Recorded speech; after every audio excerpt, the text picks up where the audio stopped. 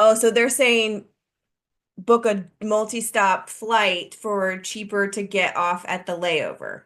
Yeah, it's also known as skip lagging. So that is something people do. However, we don't recommend it for a couple reasons. One, once the airline catches on, they can ban you from the airline. Like if you don't book from here, like from Charlotte to, we don't have a lot of lay. Let's say Charlotte to the West Coast, and you really want to go to Dallas, but it's cheaper. Don't do that because the airline can ban you from using them to do that. I don't know if they can make you pay the difference. I believe we had heard about this before, but also, Well, this was the first time I've ever heard about skip lagging. So essentially, like what Cheryl's saying, like if I'm in New York and I want to get to Charlotte, but a direct flight from New York to Charlotte is $250.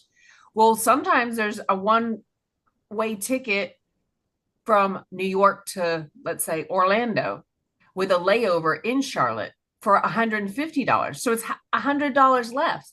Well, what's wrong with just going from New York and instead of going all the way through to Orlando, you just get off in Charlotte, which is where you wanted to go anyway. right. Well, the airlines don't like it. I've never heard of anybody being physically sued or having to pay the difference, but I will say this, if you're going to attempt that, it's risky. It is the answer is it's real, but it's risky. We don't advise that as travel advisors because a lot of things can go wrong. The airlines don't like it. Um, and you also would have to make sure you have a carry-on and make sure that your carry-on is not then checked because your bags will go on to Orlando and then you'll be in Charlotte and you don't have your bags. So that's definitely a major problem with that scenario. But if you do just have a backpack and whatever, you probably can get away with it with just getting off and doing that. But so I thought that skip lagging was such an interesting concept.